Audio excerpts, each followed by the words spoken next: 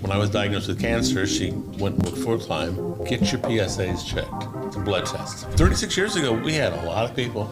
We had fewer management. Now we got more management than we have employees actually doing the work. What has been one of your biggest life lessons thus far? Things get better. No matter how bad it is, things will always get better. For more than 36 years, Russell Ely quietly dedicated his life to protecting students, teachers, and schools across Miami-Dade County, not from behind a desk, but behind every lock, every secure doorway, and every safety decision that most people never notice. His journey wasn't without challenges. He battled prostate cancer, endured multiple hip replacements and back surgery, yet continued to serve his community with unwavering commitment. Now, after a lifetime of public service, retirement offers a chance to reflect on the lessons, sacrifices, and relationships that shaped his remarkable journey. This is the story of a man who believes that no matter how difficult life becomes, things can always get better. How did you end up being the person responsible for locks at the Miami? You had a very long career, and I'm guessing you would consider it a successful life since you made it to retirement. If you had one thing that you can change, what would it be? Or do you even have anything that you would change? Biscayne Park is very different in North Miami. Oh, big time. I'm sure now there's a lot of development going on in North Miami. It's gotten crazy. Yeah. The school system's gotten really hard lately. Welcome back to another episode on Jew's Legacy Enterprise Productions, where story connects generations. Conversation with a Pioneer, a segment that celebrates the life and journey of North Miami Senior High School pioneers, bridging the past and the present to inspire the future.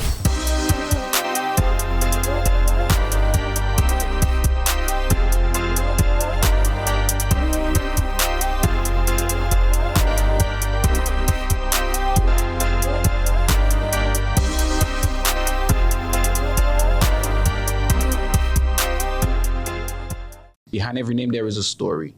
Russell Ely. He was class of 1980 and worked for 36 years on locks at Miami-Dade County Public Schools. He just retired.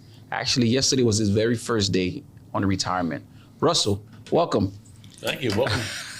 Thank you for inviting me. Tell us a little bit about yourself. Born and raised here. Actually, I grew up in Biscayne Park. So Okay. North Miami, Miami Shores was my haunt. Right. You know, when I was growing up, we were everywhere, rode bikes. Okay. So did you do the whole elementary here also? Well, I went to Bryan for 2 years. They Okay. changed the boundaries. I had to go to Miami Shores. So I met a whole new group of kids. Oh, in Miami Shores? Miami Shores Elementary, and then Right. half those kids didn't come up to North Miami Junior High, Okay. which was the junior high, the round one. Right. There where the parking garage is at now. Right. So that's where I went to junior high. Met some of them kids back, and a lot of the kids from Bryan. Nice. How did you end up being the person responsible for locks at the I was Miami? one of many. Okay. Started a long time ago. There was a locksmith. Well, actually, he had a paint and body shop. Ralph Oliver, Ollie's lock and paint and body, and then he had opened up a locksmith where when he sold the property where Greenwich condominiums and all that stuff is at, he owned all that. Okay. So when he sold that, he said, I need something to do. I'm only 50 years old, whatever. So he started becoming a locksmith, and it was down in San Souci Plazas for many years. And then it moved to Biscayne Boulevard and San Souci Boulevard, Biscayne and San Souci, where the CVS is at now. Right. We moved in there before the building to the south, which was Store Cable, came in there. He was a friend of the family, scoutmaster. Yeah, I'm a geeky scout. Right. Marched in homecoming parades in my scout uniform and not in the football uniform. Right. So now you're retired. What's my plan? Yes. Not work for a little while. Okay. Recently been able to ride a bike again. Actually, I have a trike because it's 2 wheels up front, one in the back. Getting old, back hurts, knees hurt. It's life, It makes it comfortable. I call it a wheelchair, but Right. it's fun. Do you think you're gonna miss it? Miss what, working? Yeah, working. The school system's gotten really hard lately. Tallahassee is just destroying it. Not just Dade County, all the education system in the state, Right. all public education. Elaborate on that. Well, just in North Miami, they're taking over 3 floors, almost 3 complete floors Wow. in the 4-story building. Okay. And they're going to put, from what I hear, kindergartners and first graders in there. Wow. Yeah, it's kind of a night. So we moved the night school over to the building 1 by the the west side. Okay. Underneath the science wing. Mm-hmm. They moved over there. Well, they already had some stuff, but we moved the principal and the other staff who were on the 3 floors over there over to near the building. Okay. You say you currently live in Biscayne Park or Miami Shores? I lived in Biscayne Park the whole time. The whole time. But Biscayne Park is very different in North Miami, right? Oh, big time. And there's I'm sure now there's a lot of development going on in North Miami. It's gotten crazy. Yeah. They're knocking down the old houses, which were nice, Right. most of them, and putting up McMansions. Mm-hmm. And I'm going, wow, who can afford these? Right. Anyway, yeah, Biscayne Park's changed a lot. So how does Biscayne Park manage to keep their city so residential? They keep it very. It's in our founding documents. There can't be any businesses in there, Okay. but you still have architects working out of their house and lawyers working out of their house and other people working out of their house. But they're not supposed to be any commercial vehicles. Mm-hmm. They're not as crazy as Coral Gables, Right. but that's one of the things. They don't allow businesses in the park. Where else are they going to build? There's only a few empty properties. So they got to tear down to build back. I've seen many. There was a bunch more properties that were vacant, but I saw them build houses on almost all of them. Right. Right. So, Russell, you are retired now. Do you plan on going on any vacations soon? Well, my wife still has to work, so we'll coordinate that. Okay. Let me get I gotta get my garage cleaned first. That's always on the to-do list when people clean the garage. I retire. gotta get it straightened out and get it workable again, and then who knows what I'll do. Well, how's your family dynamic? Any kids, parents? 2 daughters. 2 daughters. One's in Maine. Okay. She's married. She's in Maine. She's in Portland, and thereabouts. She lives in Portland, but she goes everywhere. Okay. Okay. My other one's back home. She'll probably be moving out one of these days. Mm-hmm.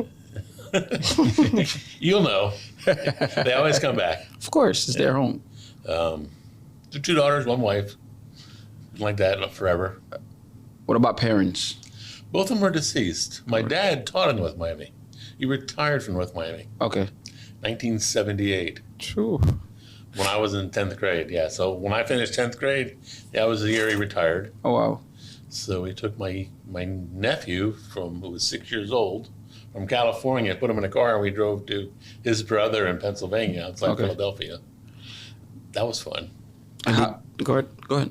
Did you ever go to college after high I went to school? Miami-Dade.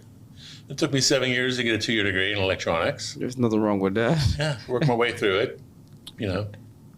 Didn't put any debt on my credit card or anything like that. Of course. Of course. Of course, it was affordable back then.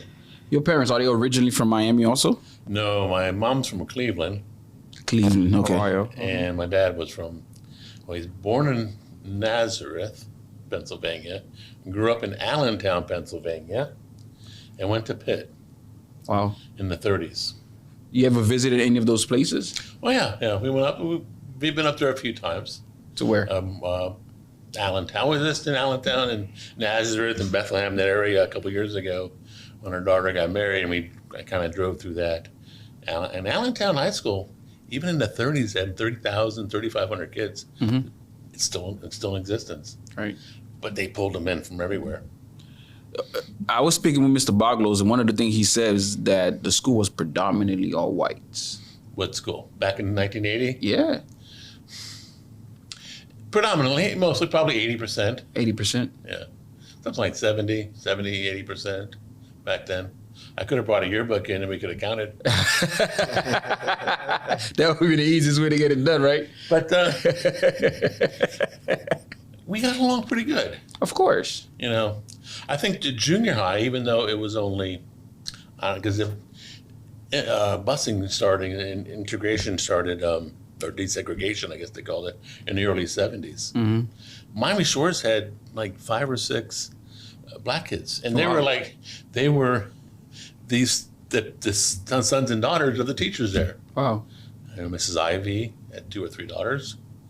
I graduated one was a couple years ahead of me. There wasn't very many. Wow. And then you go to North Miami, and it's only 10%. but they all came from everywhere else. Scott Projects, Carver Ranch, Carver and stuff. Most we got along pretty good. What do you enjoy doing as far as on your spare time? Well, I enjoyed biking lately. Okay. Used to do a lot of hunting, Okay. fishing, stuff like that. But I have had 2 hip replacements done and a back surgery all in the last 2 years. Yeah. I've had to be 2 years on the first hip this month. Now I'm thinking. Now you're saying I do remember you from the bike ride Yeah. because you were I was right. in a big tank. Now I remember. Yeah. Now you're saying it. Yeah. Now I remember that. How was that? It's much better because you're in like an easy chair, Mm-hmm. and it rolls along pretty good. And it's got a pedal assist, Mm-hmm. so that makes it much easier. And at my age, I need it. Nice. How, as a father, how do you actually father your kids, and actually how do you mentor them through life? I stopped trying to do that Okay. when they were in high school. Why is that? They had a good head on their shoulders. I didn't need to. I never hit them, never spanked them. When they were younger, I would go drill sergeant on them. Okay. Push-up position. I lost my voice yelling at them Right. a couple of times, and mostly because they were just noisy and arguing, mine.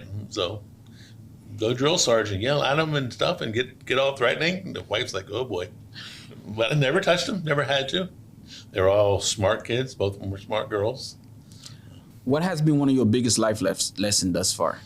Life lessons? Yes. Boy, things get better. Okay. No matter how bad it is, things will always get better. Or not. But most of the time, you have a car accident, you total your car or whatever it is, bills are coming in, it gets better. You Right. spend 5 days in ICU, if you come out, things will get better. Facts. Facts. And if it's a bill, it's only money. Yeah.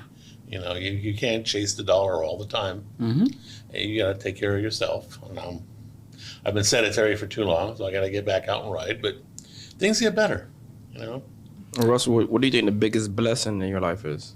My biggest lesson, Blessing. blessing, getting married to my wife, Okay. Jerry. She's also a pioneer. She's from what year? Class of '84 with Chris and Trevor Shin. Oh. Yes. She graduated with the Shin brothers. Yes, she did. And they lived around the corner from me Yes, I remember that. on 120th and 7th. Yeah. And how did you guys meet? My wife and I, Yeah. out of Miami-Dade. Miami-Dade? Yeah. Doing those 7 years?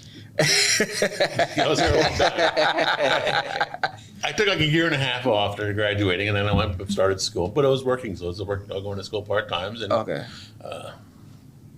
the degree, they wouldn't offer classes this semester, so you had to schedule something else. And so it took a while. Okay. So Russell, you've been married for a very long time, right? Got married in 1990, So it's been about 36 years. 36 years. We started dating at 85. So about 41 years. Exactly. But what keeps the marriage up? Yes, dear.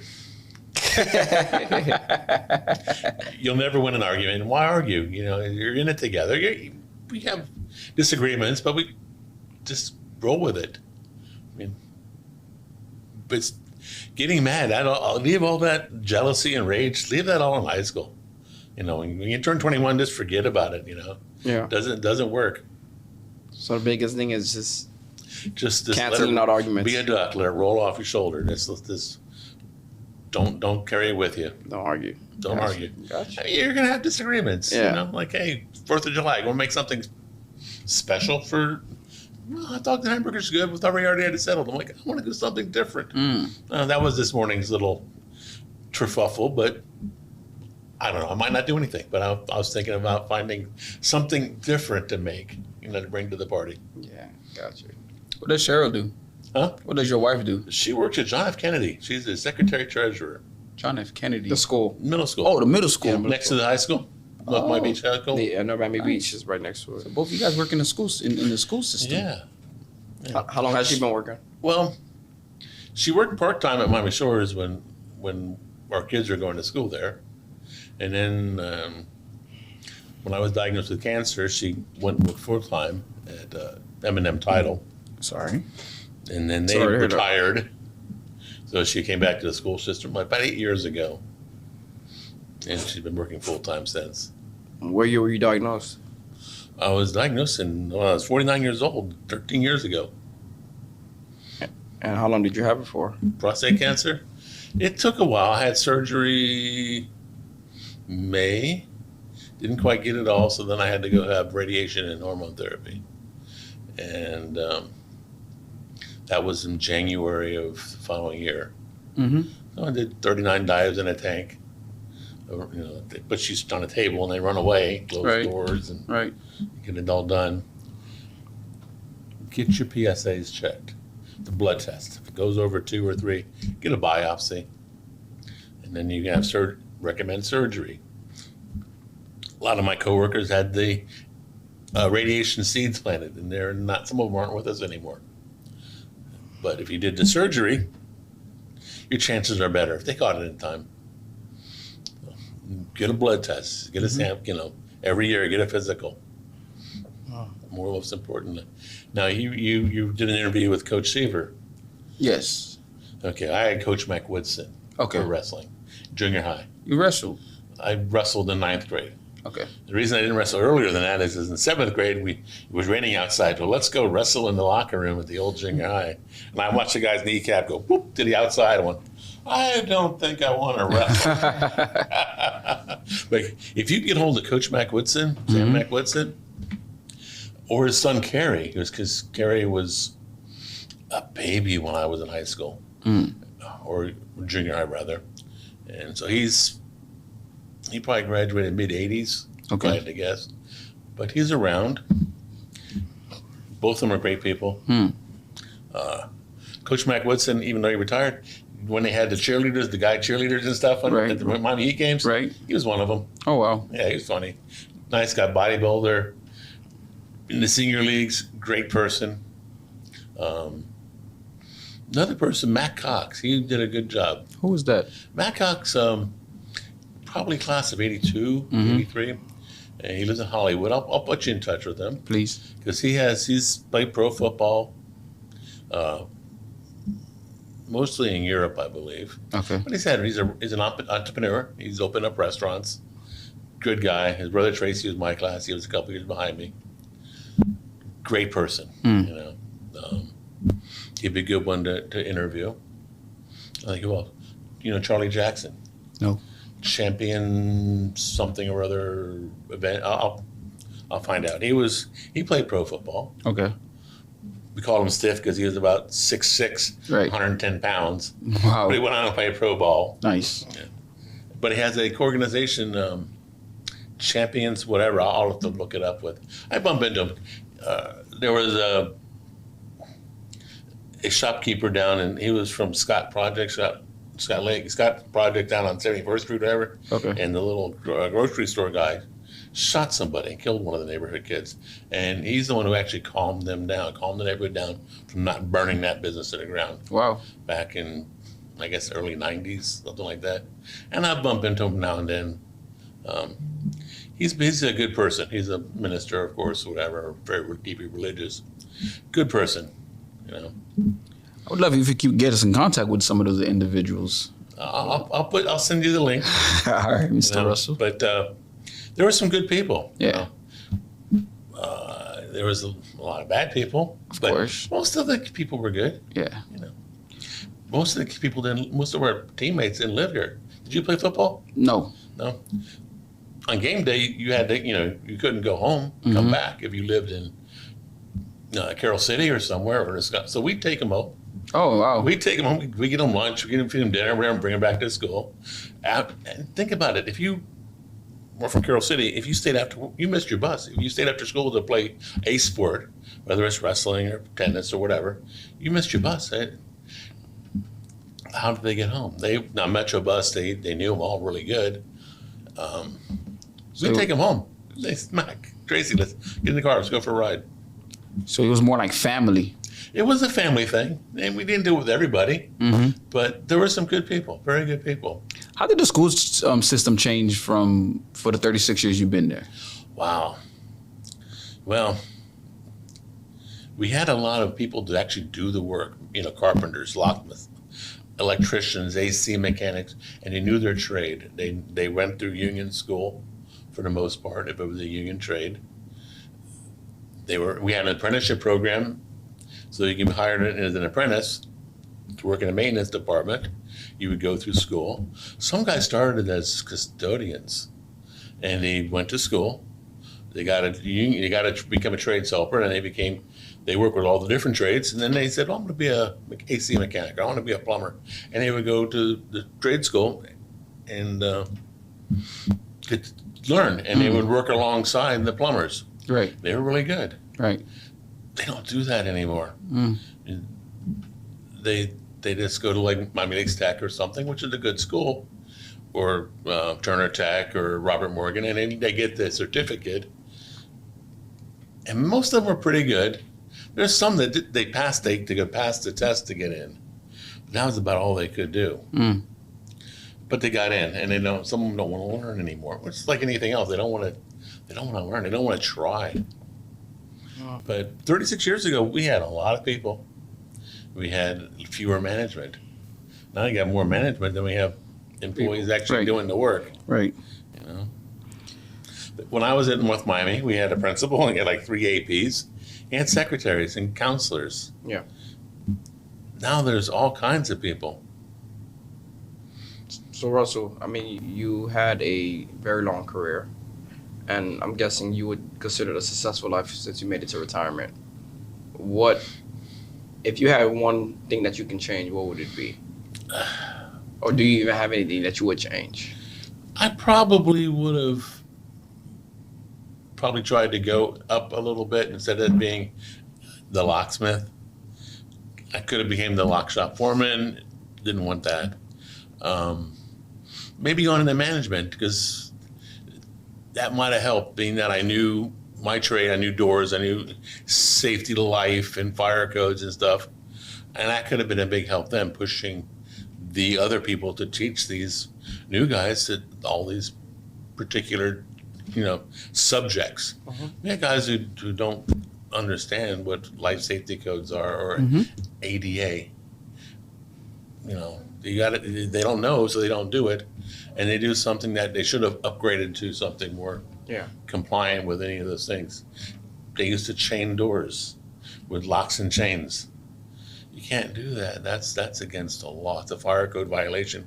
Well, we got to control the kids. I'm like, no, you don't. You need to put somebody there, because you might be gone and the fireman comes in here, can't get out the door because you chained it. There's a work order that had my name on it. I could be investigated. I could be brought up on charges because I work on a door and it's an unsafe. I made it unsafe for a fireman. They might have died. Or your kids, somebody comes into school. You're worried about safety. The kids someone coming into a school and shooting up the kids. If they run down the hallway and they can't get in, or they can't get out of the school, they're stuck at the door. So they can't get out. Columbine. When Columbine happened 20 years ago, whenever it was, I happened to be at one of our middle schools, and they had a double deadbolt on the door that leads from the locker room into the building. Can't have that. So I was putting exit devices on and rekeying the whole thing, and the coach was mad. Hey, I got to keep the kids in there. I'm like, no, you don't. And I used to listen to the radio, and Columbine was coming over the radio. I said, you got TV or radio in here? He goes, yeah, my office. I said, turn it on. What channel? Doesn't matter. It's like 911, 911. Doesn't matter what channel. Everyone's going to be showing you the planes flying in the buildings. So I said, turn it on. And like 10 minutes later, he comes back and goes, you're right. They have to be able to get out in case somebody comes in the back door of the locker room. Right. Meaning harm.